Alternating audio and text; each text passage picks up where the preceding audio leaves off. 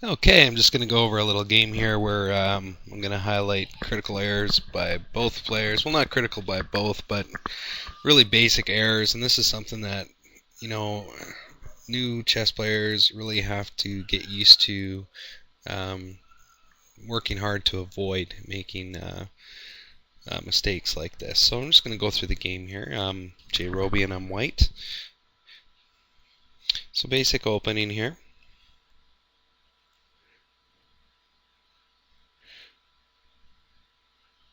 Now, sometimes here people will try to make the move knight to here, and it is effective against some new players sometimes, but there is a response to that by moving up the pawn here to block the bishop.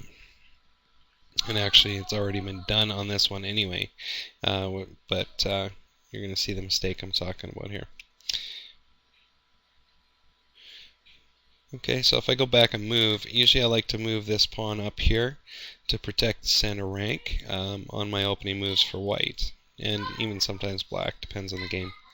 So I've moved up now, I've got protection here, I've got protection here, and he's got to make a decision if he wants to do the exchanges or save the bishop.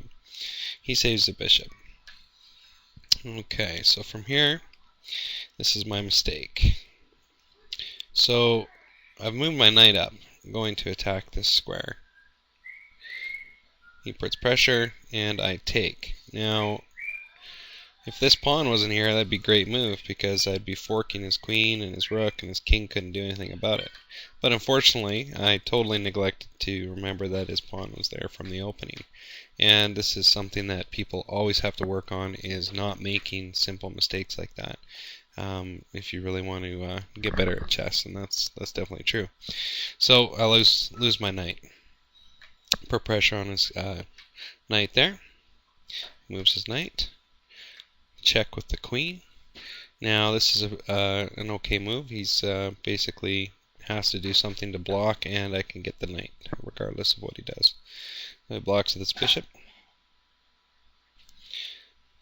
Okay, now he's moved his bishop into attacking position to my bishop. At this point in time, I'm just going to trade, and he retakes with his queen.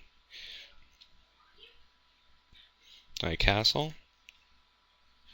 He's moving his rook into position. He's thinking of an attack on my castle position of some kind. But I put pressure on his knight. So he either takes with the bishop or moves the knight. He opts to take the pawn here. And I check with the pawn. He takes. Now here I'm just thinking basically he's not going to take with his queen, because I'll just take with my queen. And you know, so I'm thinking I'm going to win another knight. It's basically what I'm thinking. He moves his queen here though. Okay, that puts us into position for a trade, or I can still flee at this point in time. But this is the critical mistake that changes the game here. And it was the same mistake I basically made with the same piece.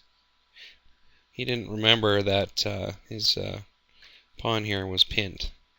Okay, he can't move his pawn, so he just lost his queen, and there's nothing he can do about it. He can't take back the queen.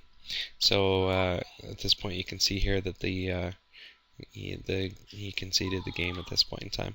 But this is just a good example of how simple mistakes can really devastate a game. And you've seen it here from my side. I made a mistake in this game, and you've also seen it from my opponent's side. And that's something that you really have to work at, and I really have to work at going forward to get to the next level of chess playing. Hope you enjoyed the video.